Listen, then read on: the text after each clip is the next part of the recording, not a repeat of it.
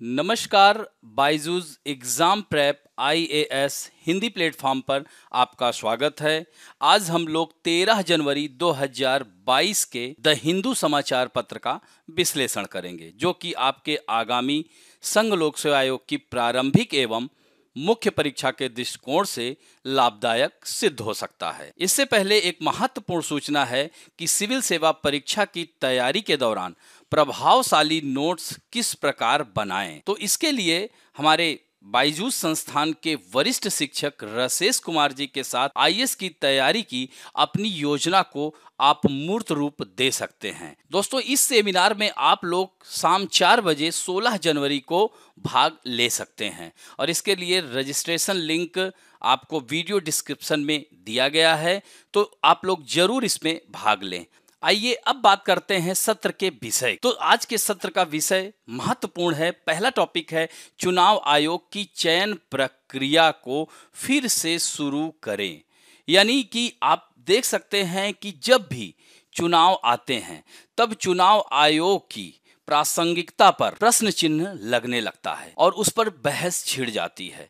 तो ऐसे में एक बहुसंस्थागत द्विदलीय समिति के गठन की बात चल रही है, क्योंकि पिछले 7 वर्षों में इस तरह की बार बार आलोचनाओं का सामना चुनाव आयोग को करना पड़ रहा है। तो इसमें क्या सुधार किए जा सकते हैं, इसके बारे में हम लोग चर्चा करेंगे। दूसरा महत्वपूर्ण टॉपिक होगा विश्वास की कमी। तो गूगल और फेसबुक जैसे प्लेटफॉर्म पूरी तरह से अगर देखा जाए तो इनके बीच और समाचार प्रकाशकों के बीच संबंधों में शक्ति का असंतुलन काफी चिंताजनक हो गया है। तो भारत के डिजिटल न्यूज पब्लिशर्स एसोसिएशन ने शिकायत की है कि गूगल न केवल सूचना के बाजार पर हावी है, बल्कि इस प्रभुत्व का वह दुरुपयोग भी कर रहा है। तो ऐसे में क्या भारत इसके लिए कानून ला सकता है या इस पर कोई नियंत्रण स्थापित करने के लिए कोई प्रावधान ला सकता है, जैसे ऑस्ट्रेलिया ने लाया है, फ्रांस जैसे देश, यूरोप के कई देश इस पर कार्य कर रहे हैं। तो इस पर चर्चा हम लोग करेंगे। तीसरा महत्वपूर्ण टॉपिक होगा वह है रूस से वार्ता। तो रूस से बातचीत हो रही है, जिनेवा वार्ता। अमेरिका और रूस के बीच जो जिनेवा वार्ता है उसमें क्या अभी तक क्या प्रगति हुई है, इसके बारे में चर्चा करेंगे। रूस की क्या मांग है और अमेरिका कहां तक रूस की मांग को स्वीकार कर रहा है या उसको दरकिनार कर रहा है। तो इन सब बातों की चर्चा इसको यूक्रेन से भी जोड़कर देखेंगे। और चौथा टॉपिक होगा भारत में एप्पल जैसी कंपनी की स्थापना। तो दोस्तों, इसी महीने यह अमेरिकन कंपनी है, एप्पल का फोन तो यूज करते ही होंगे। तो इसका जो पूंजी बाजार है $3 ट्रिलियन तक पहुंच गया है। तो अधिकांश देशों की जीडीपी के बराबर इसका बाजार है। तो ऐसे में यही सवाल उठता है कि क्या भारत भी इस तरह की कंपनी का निर्माण कर सकता है। तो इसके लिए क्या बुनियादी ढांचा होना चाहिए, क्या सुधार करें कि इस तरह की कंपनी हमारे देश में भी स्थापित की जा सके। तो इन सब बातों की चर्चा हम लोग करेंगे। और पांचवा टॉपिक है भारत के जनसांख्यिकीय लाभांश को प्राप्त करने का समय। अब यहां पर आपको सबसे महत्वपूर्ण यह हो जाता है, यह जनसांख्यिकीय लाभांश क्या है। तो जनसांख्यिकीय लाभांश के बारे में चर्चा करेंगे। इसको आर्थिक संबंध से कैसे जोड़ा जाए, इसके बारे में बात करेंगे। और मतलब जनसांख्यिकीय लाभांश और आर्थिक विकास में संबंध क्या है और यह भारत के आर्थिक विकास पर यह कैसे प्रभाव डालता है और इसके लिए क्या नीतियां बनानी चाहिए, इन सब बातों पर चर्चा करेंगे। और अंत में मुख्य परीक्षा अभ्यास प्रश्न 2 प्रश्नों को देंगे, उसकी उत्तर संरचना की भी चर्चा करेंगे, जिसे आप लोग लगातार लिख ही रहे होंगे। तो आइए पहले टॉपिक की ओर चलते हैं, इलेक्शन कमीशन। तो चुनाव आयोग की बात आती है तो हमारे संविधान के भाग 15 में आर्टिकल 324 से लेकर 329 तक भारत में एक चुनाव आयोग होगा, जिसमें एक मुख्य चुनाव आयुक्त और 2 अन्य आयुक्त होंगे। तो इसमें बात की जा रही है कि अभी कदम उठाएं, यानी चुनाव आयोग की चयन प्रक्रिया को फिर से शुरू करें और एक बहुसंस्थागत द्विदलीय समिति चुनाव आयोग की अर्ध न्यायिक प्रकृति को देखते हुए एक पारदर्शी अभ्यास सुनिश्चित करेगा। तो इसमें प्रमुख तथ्य यही है कि मुख्य चुनाव आयुक्त और उनके चुनाव आयुक्त सहयोगियों की पिछले साल के अंत में प्रधानमंत्री के प्रधान सचिव के साथ एक अनौपचारिक बैठक में भाग लेने की रिपोर्ट ने भारतीय चुनाव आयोग की स्वतंत्रता और निष्पक्षता पर नए सिरे से ध्यान केंद्रित किया है और विपक्ष लगातार इस घटना के बाद वार कर रहा है। तो ऐसे में क्या चुनाव आयोग में सुधार करने की गुंजाइश हो जाती है? तो यह देखते हुए भारतीय चुनाव आयोग चूंकि एक संवैधानिक रूप से अनिवार्य निकाय है, इसे कार्यपालिका से अपनी दूरी बनाए रखनी चाहिए जिससे कि वह आरोपों से घिर ना सके। तो इस पर जो है अगर बात किया जाए तो जो आरोप लगाए गए हैं पिछले 7 वर्षों में चुनाव आयोग को सत्तारूढ़ भारतीय जनता पार्टी का पक्ष लेने के कई आरोपों का सामना करना पड़ा। उदाहरण के लिए अगर बात करें तो सुप्रीम कोर्ट के सेवानिवृत्त न्यायाधीश न्यायमूर्ति मदन बी लोकुर की अध्यक्षता में चुनाव पर नागरिक आयोग ने भारत की चुनाव प्रणाली में एक जांच शीर्षक से अपनी रिपोर्ट में 2019 के आम चुनाव का संचालन करते हुए भारतीय चुनाव आयोग की ओर से निष्क्रियता के कई उदाहरणों पर प्रकाश डाला गया है। तो सरकार पर चुनाव आयुक्त अशोक लवासा उस समय खूब चर्चा में थे को परेशान करने का भी आरोप लगाया गया था जब उन्होंने चुनावी आचार संहिता के उल्लंघन के लिए प्रधानमंत्री के खिलाफ कार्रवाई करने का समर्थन किया था। तो इन्हीं सब बातों को ध्यान में रखते हुए क्या आवश्यक है कि इसको परिवर्तित करना जरूरी है? तो यह देखते हुए चूंकि भारतीय चुनाव आयोग भारतीय लोकतंत्र की एक मजबूत आधारभूत संस्थागत आधार है, तो इसमें यही है कि चुनाव आयुक्तों के लिए नियुक्ति प्रक्रिया में बदलाव और भारतीय चुनाव आयोग की स्वतंत्रता, तटस्थता और पारदर्शिता को मजबूत कर सकता है। तो ऐसे में क्या सुधार किया जाना चाहिए?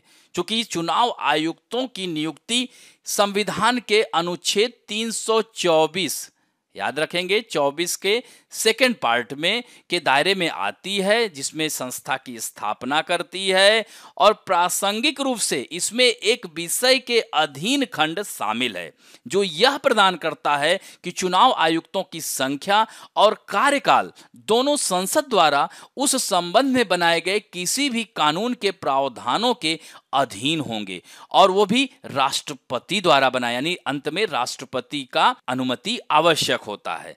हालांकि जब संविधान का निर्माण हो रहा था तो डॉक्टर बी.आर. अंबेडकर के शब्दों में यह विषय के अधीन जो खंड जो पेश किया गया था, उन्होंने यह बताया था कि इसका कहीं न कहीं दुरुपयोग किया जा सकता है। तो चुनाव आयुक्तों की नियुक्ति के संबंध में कानून बनाने के लिए इसे संसद पर छोड़ दिया गया था और 1991 में एक कानून बनाने के अलावा जिसे बाद में चुनाव आयुक्तों की संख्या को 1 से बढ़ाकर 3 करने के लिए संशोधित किया गया था और संसद ने अब तक नियुक्ति प्रक्रिया में कोई भी बदलाव नहीं किया है। तो कहने का मतलब है कि अब बदलाव का समय आ गया है। तो इन सब बातों की तो अब ऐसे में न्यायपालिका कार्य कर सकती है।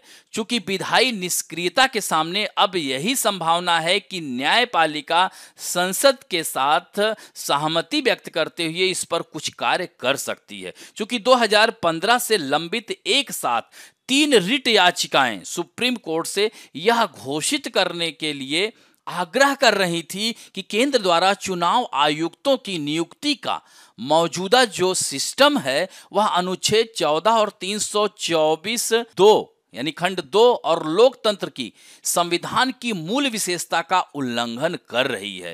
तो यह याचिकाएं चुनाव आयुक्तों की नियुक्ति के लिए एक स्वतंत्र प्रणाली के लिए तर्क देती हैं, जैसा कि पिछले विधि आयोग और विभिन्न समिति की रिपोर्टों द्वारा अनुशंसित किया गया था। तो ऐसे में 1975 यानी 1974 में ही एक तारकुंडे समिति आई थी। तो उसने जो है यही सिफारिश की थी कि चुनाव आयुक्तों को प्रधानमंत्री, लोकसभा विपक्ष के नेता और भारत के मुख्य न्यायाधीश की एक समिति की सलाह पर नियुक्त किया जाए। और इसे बाद में 1990 में एक दिनेश गोस्वामी समिति भी आई थी और 2015 में विधि आयोग द्वारा भी इस बात को दोहराया गया था। और इसके साथ साथ 2007 में ही द्वितीय प्रशासनिक सुधार आयोग की जो चौथी रिपोर्ट हुई थी उसमें भी यह सिफारिश की गई थी कि कानून मंत्री और राज्यसभा के उपसभापति को भी ऐसे कॉलेजियम में शामिल किया जाए जैसे कि चुनाव आयोग में पारदर्शिता लाई जा सके। तो अब ऐसे में भारतीय चुनाव आयोग की प्रकृति क्या है? तो यह रोजर मैथ्यू बनाम साउथ इंडियन बैंक लिमिटेड के मामले में एक उदाहरण मौजूद है। यह तर्क देने के लिए है कि कार्यकारी एक अर्ध न्यायिक निकाय के लिए एकमात्र नियुक्ति करता है।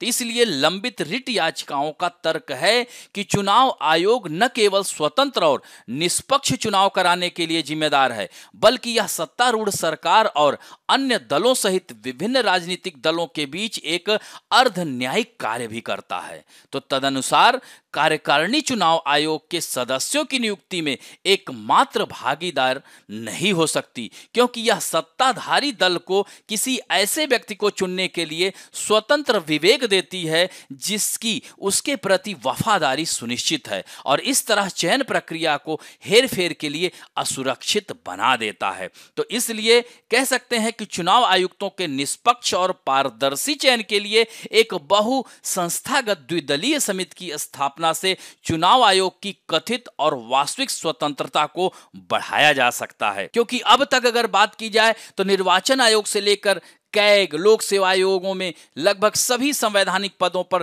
केंद्र सरकार अपने पसंद के लोगों को नियुक्त करती है। यही कारण है यह सारी संस्थाएं जांच के दायरे में आ जाती हैं, जैसे मुख्य सूचना आयुक्त, लोकपाल, केंद्रीय सतर्कता आयुक्त, केंद्रीय जांच ब्यूरो के निदेशक जैसे अन्य संवैधानिक और वैधानिक प्राधिकरणों के संबंध में इस तरह की प्रक्रिया का पहले ही पालन किया जा चुका है। तो चुनाव आयोग के कार्यों की अर्ध न्यायिक प्रकृति या विशेष रूप से महत्वपूर्ण बनाती है कि नियुक्त प्रक्रिया सख्त लोकतांत्रिक सिद्धांतों के अनुरूप हो। तो संसद चुनाव आयुक्तों का चयन करने के लिए एक बहुसंस्थागत द्विदलीय कॉलेजियम की स्थापना करने वाले कानून को आगे बढ़ाकर तथा कानून बनाकर न्यायिक शक्ति को दूर करने के लिए अच्छा करेगी। तो शक्तियों का पृथकीकरण दुनिया भर की सरकारों के लिए एक स्वर्णिम मानक है। तो अब आवश्यक हो गया है कि एक बहुसंस्थागत द्विदलीय कॉलेजियम स्थापित किया जाए, और इस तरह से भारतीय चुनाव आयोग की संवैधानिक जिम्मेदारियों के लिए एक निष्पक्ष और पारदर्शी नियुक्त प्रक्रिया की आवश्यकता होती है, जो कि निंदा से परे हो, यानी जिस पर कोई शक न कर सके, जो हमारी राजनीति के इस महत्वपूर्ण स्तंभ में हमारे विश्वास की पुष्टि करेगी।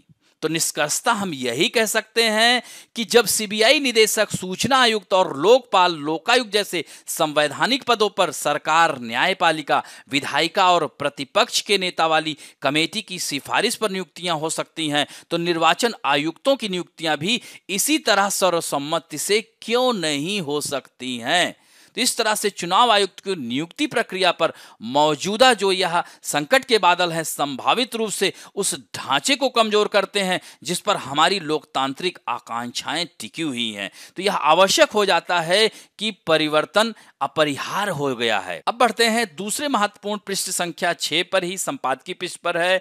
इसको प्रौद्योगिकी से जोड़ सकते हैं। तो विश्वास की कमी यानी टेक प्लेटफॉर्म, जो टेक्नोलॉजिकल प्लेटफॉर्म है, समाचार प्रकाशकों के बीच संबंधों में जो शक्ति का असंतुलन चिंताजनक रूप ले लिया है।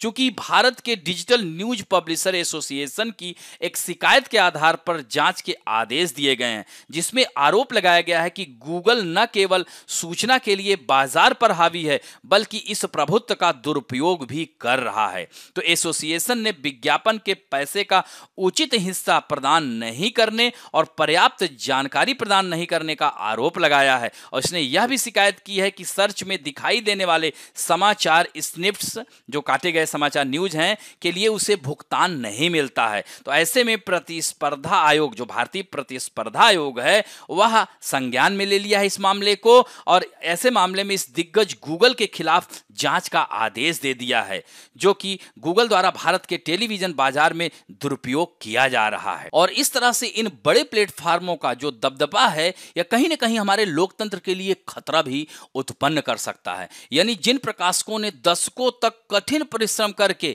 एक ब्रांड बनाया और इन दो टेक्नोलॉजी मोनोपोली कंपनियों के कारण अचानक उनका कारोबारी मॉडल डामाडोल हो गया है। ऐसे में यदि समाचार उद्योग बर्बाद होगा तो विश्वसनीय खबरों के प्रसारण पर भी संकट पैदा हो जाएगा और आखिरकार लोकतंत्र पर भी संकट आ जाएगा। तो ऐसे में क्या भारत को भी कोई कानूनी व्यवस्था स्थापित करनी चाहिए, जैसे कि हाल ही में आपने देखा होगा ऑस्ट्रेलिया ने कानून बनाया है, क्योंकि भारत दुनिया का सबसे बड़ा ऑनलाइन मार्केट है, इसलिए इसे पहले ही फेसबुक, गूगल जैसी दुनिया की सबसे बड़ी टेक्नोलॉजी कंपनियों को भारतीय न्यूज कंटेंट के उपयोग से होने वाली कमाई में से हिस्सा बांटने के लिए बाध्य करने के कदम उठाने चाहिए थे।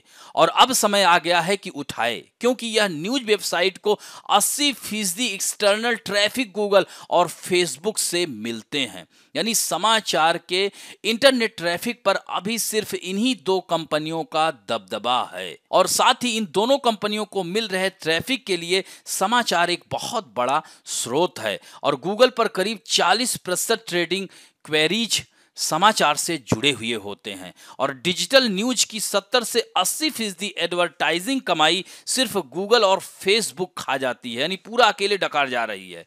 तो समाचार का डिजिटल उपयोग बढ़ने से अन्य स्रोतों से प्रकाशकों की कमाई घटती जा रही है, लेकिन विश्वसनीय समाचार पेश करने में प्रशासकों का खर्च नहीं घट रहा है। इसलिए गूगल और फेसबुक के कारण इन प्रकाशकों को भारी नुकसान हो रहा है। यहां पर आप देख सकते हैं कि बीते 3 वर्ष में विज्ञापन क्षेत्र में डिजिटल विज्ञापन की हिस्सेदारी 19% से बढ़कर 31% पहुंच गई है। तो समाचार प्रकाशक डिजिटल विज्ञापन के लिहाज से पूरी तरह कहां गूगल पर निर्भर हैं, लेकिन गूगल मनमाने तरीके से विज्ञापन राजस्व का बंटवारा कर रहा है। तो ऐसे में क्या भारत को भी ऑस्ट्रेलिया की तरह कानून बनाना चाहिए? जरूर बनाना चाहिए, क्योंकि ऑस्ट्रेलिया अपने समाचार उद्योग को फाइनेंशियली बलवान बनाना चाहता है। यही कारण है कि उसने यह कानून लाया और ऐसे में भारत का प्रतिस्पर्धा आयोग भी अब सक्रिय हो गया है और भारत को भी कंटेंट पर लाइसेंस शुल्क लगाना चाहिए और इसके काफी लाभ होंगे। तो आगे की राह यही हो सकती है,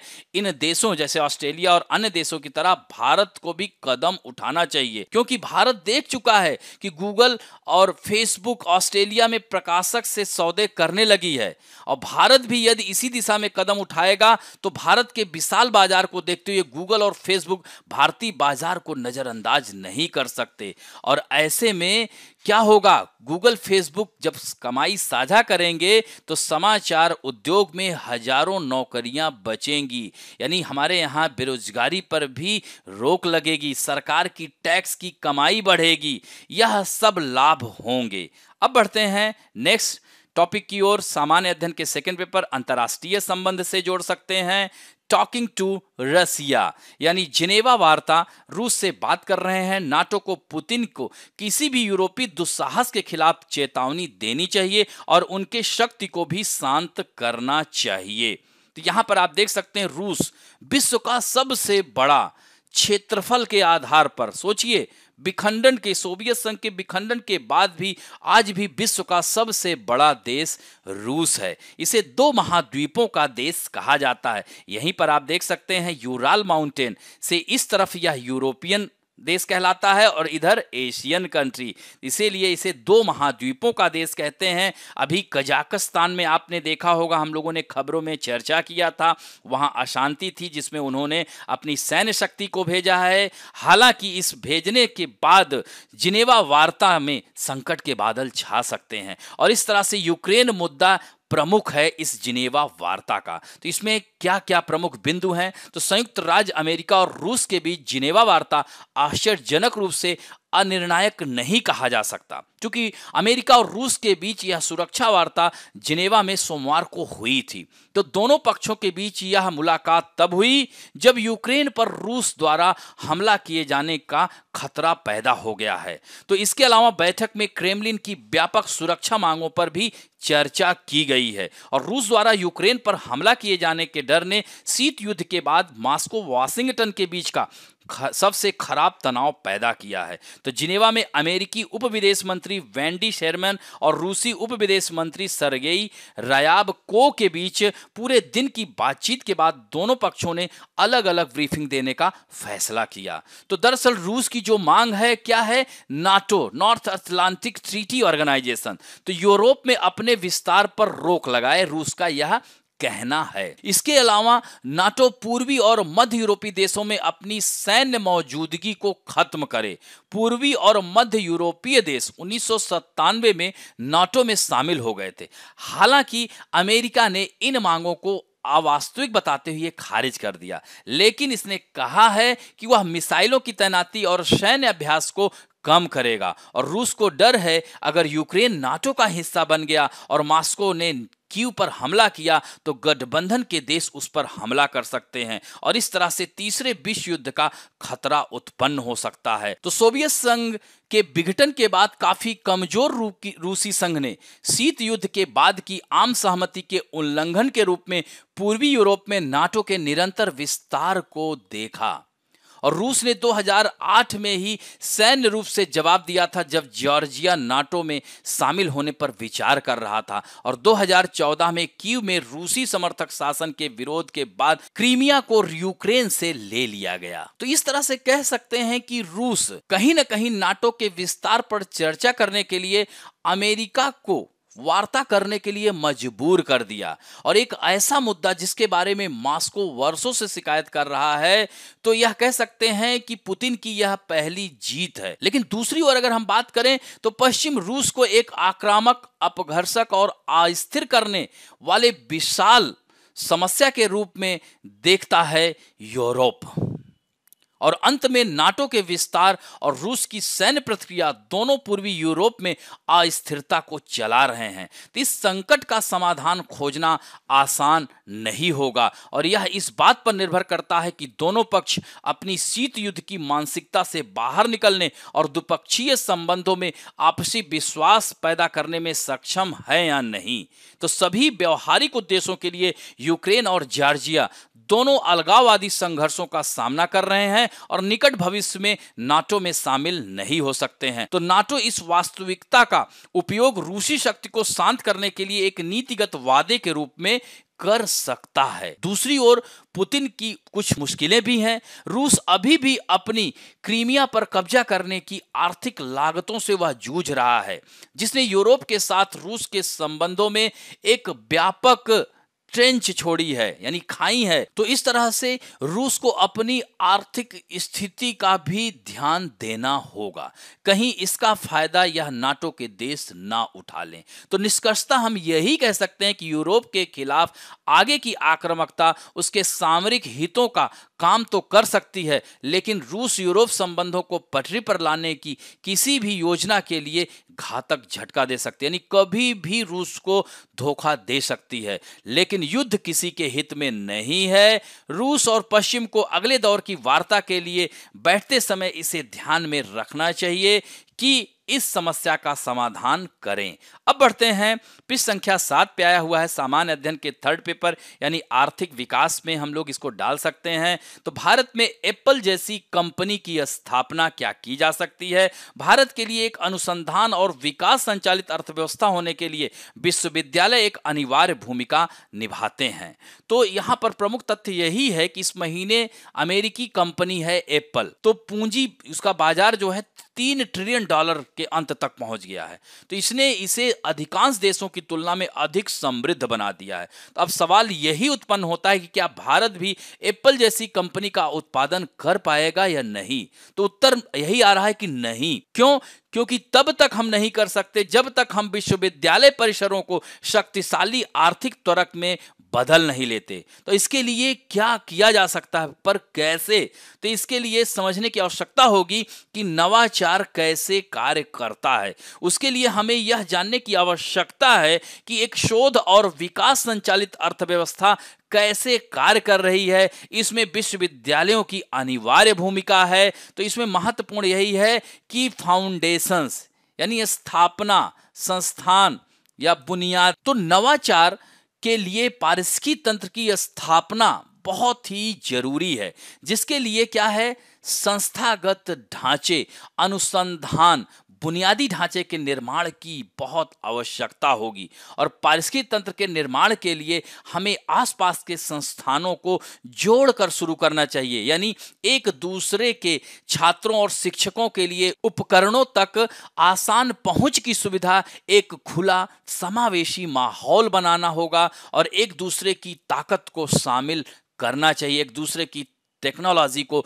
शामिल करना चाहिए। तो एक संस्थान के बजाय एक पारिस्थितिकी तंत्र के निर्माण, अनुसंधान, बुनियादी ढांचे की कल्पना की जानी चाहिए और ऐसी प्रणाली इष्टतम संसाधनों का उपयोग करे। तो बड़े अनुसंधान, बुनियादी ढांचे के निर्माण के लिए प्रारंभिक धन को सरकारी खजाने से आने की जरूरत है। सरकारी वित्त पोषण और प्रौद्योगिकी के नेतृत्व वाले नवाचार में विचारों को व्यवहारिक समाधान में बदलने की पहल करनी चाहिए। यानी एक बार किक स्टार्ट होने के बाद स्टार्टअप कंपनियों को निजी निवेशकों जैसे एंजल निवेशकों और उद्यम पूंजीपतियों और द्वारा वित्त पोषित करने की आवश्यकता होती है। नवोन्मेष को बढ़ावा देना, भौतिक बुनियादी ढांचे को बनाना और पहुंच प्रदान करने से परे है। तो इसमें उत्कृष्ट तकनीकी हस्तांतरण, कार्यालय, कानूनी परामर्शदाता और कानूनी फर्मों तक पहुंच, सरकार के बाहर वित्त पोषण के अवसर और सबसे महत्वपूर्ण बात यह है कि विश्व स्तरीय संकाय सदस्य होना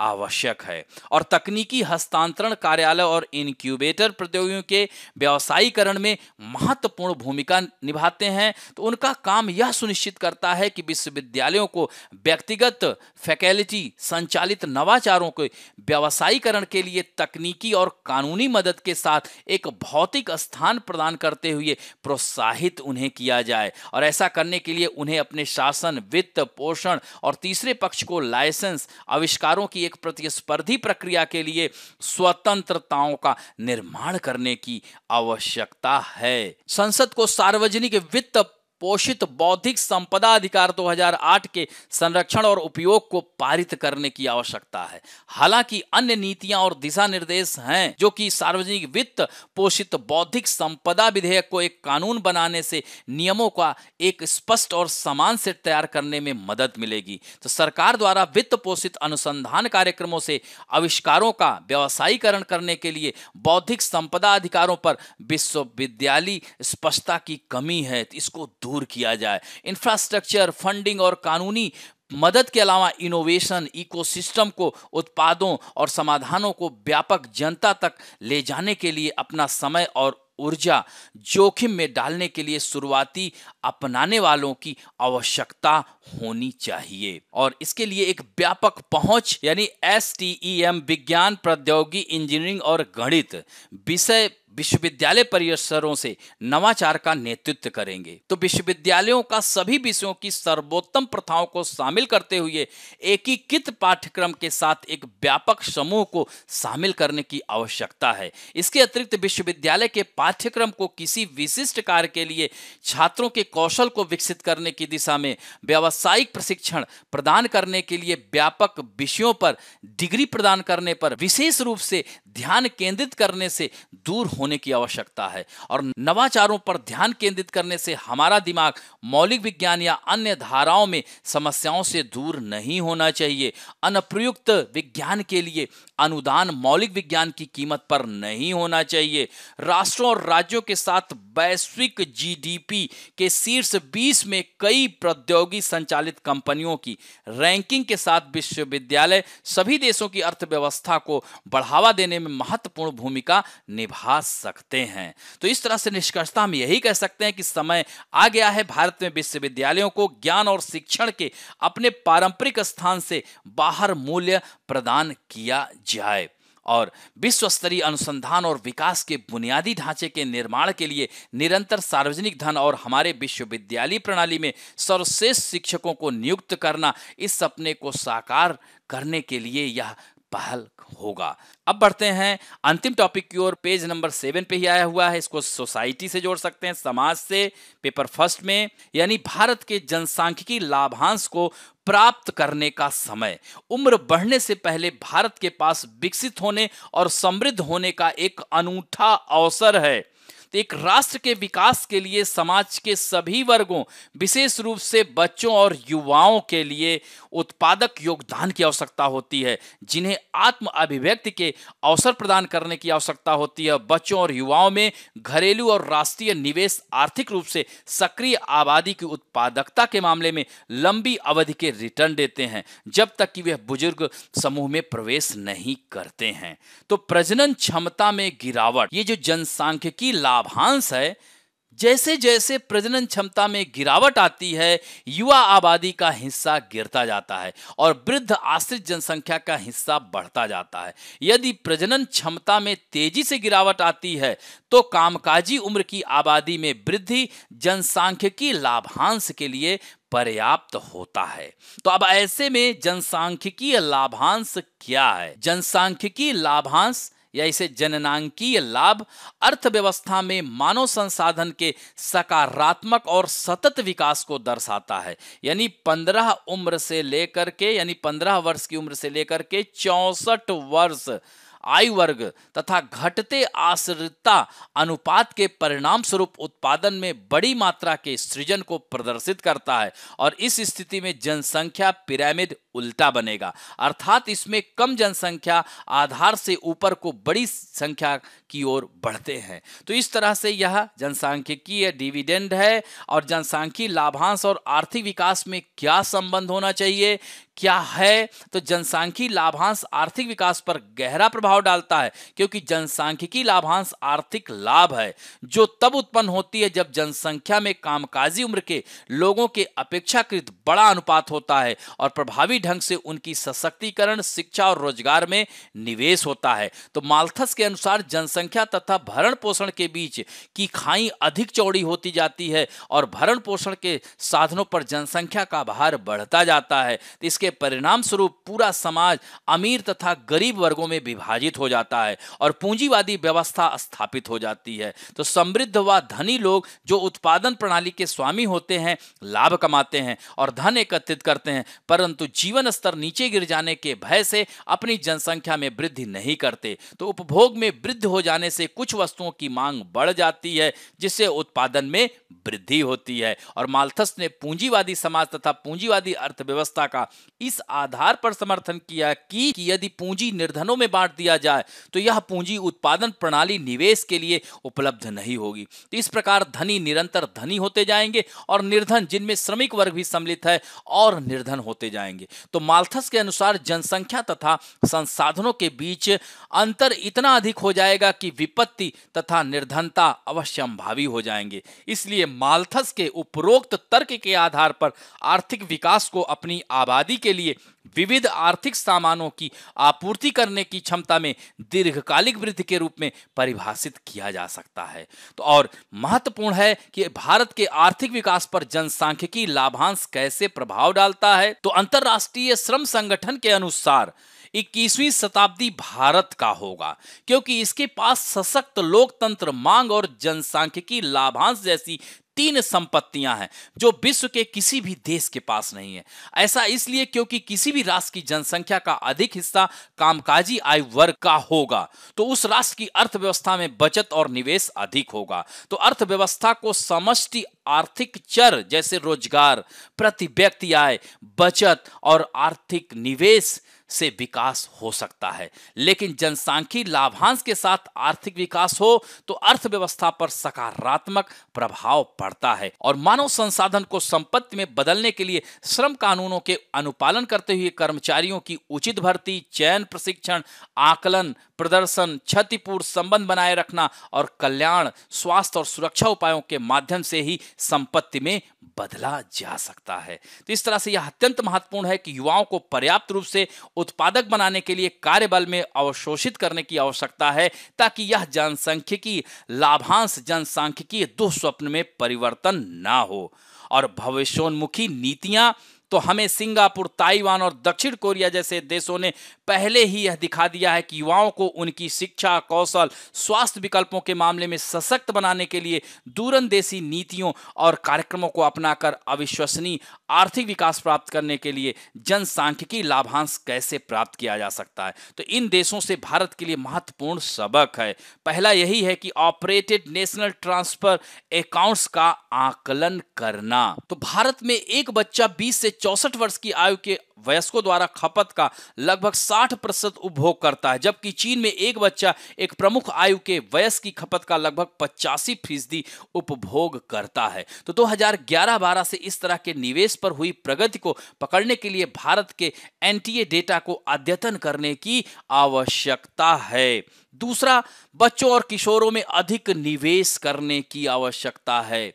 यानी भारत को निजी और सार्वजनिक मानव पूंजी व्यय के मामले में एशिया में चूंकि खराब स्थान है, इसे बच्चों और किशोरों में विशेष रूप से बचपन के दौरान पोषण और सीखने में अधिक निवेश करने की आवश्यकता है। क्योंकि भारत का कार्यबल कम उम्र में शुरू होता है और माध्यमिक शिक्षा से सार्वभौमिक कौशल और उद्यमिता में परिवर्तन पर अधिक ध्यान देने की आवश्यकता है, जैसा कि दक्षिण कोरिया में किया गया था। तीसरा है स्वास्थ्य निवेश करना। क्योंकि स्वस्थ रहेगा देश तभी आगे बढ़ेगा। तो स्वास्थ्य पर सार्वजनिक खर्च सकल घरेलू उत्पाद का लगभग 1% है। सोचिए, तो यह बहुत आवश्यक हो जाता है।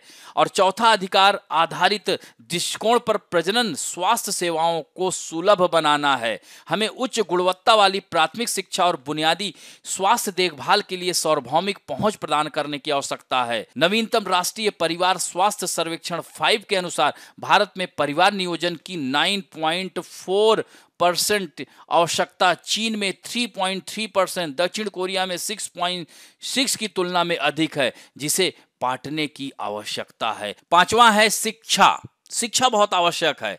यानी शिक्षा में लैंगिक असमानता चिंता का विषय है। भारत में लड़कियों की तुलना में लड़कों के माध्यमिक और तृतीयक विद्यालयों में नामांकित होने की अधिक संभावना है। तो फिलीपींस, चीन और थाईलैंड में यह उल्टा है। जापान, दक्षिण कोरिया और इंडोनेशिया में लिंग अंतर काफी कम है। तो इसे उलटने की जरूरत है। और छठवां है, भारत को अर्थव्यवस्था में महिला कार्यबल की भागीदारी बढ़ाने की आवश्यकता है।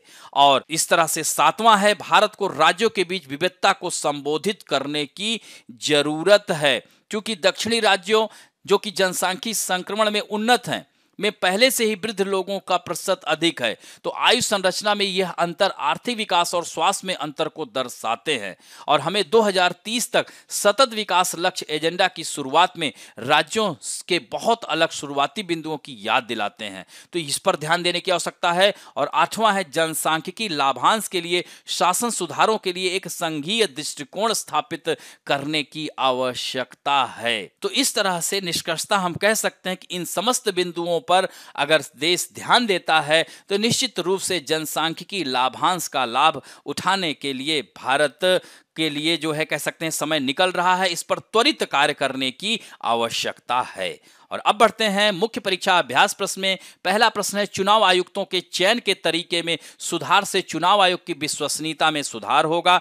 क्या आप सहमत हैं? और एक बेहतर चयन प्रक्रिया के संबंध में सुझाव दें। तो संक्षिप्त में आपको चुनाव आयोग के बारे में बताते हुए चुनाव आयोग की नियुक्ति की प्रक्रिया को भी बताना है संक्षिप्त में, और साथ साथ यह भी बताना है कि यह जो जांच के दायरे में आ गया है, शक के घेरे में, ऐसे में क्या एक बहुसंस्थागत द्विदलीय समिति इसके बारे में भी थोड़ा सा बताते हुए, चूंकि मुख्य भाग में इसको ज्यादा आपको बताना है। तो पिछले 7 वर्षों में भारतीय जनता पार्टी का पक्ष लेने के कारण कई आरोपों से घिरा हुआ है चुनाव आयोग। तो इन सब बातों का उदाहरण सहित देते हुए समझाएं और क्या इसमें आमूलचूल परिवर्तन किया जा सकता है, जैसे दिनेश गोस्वामी समिति, तारकुंडे समिति, इन सब की चर्चा आपको मध्य भाग में ही करनी है और अंत में संक्षेप में उत्तर का सकारात्मक निष्कर्ष आपको लिखना है।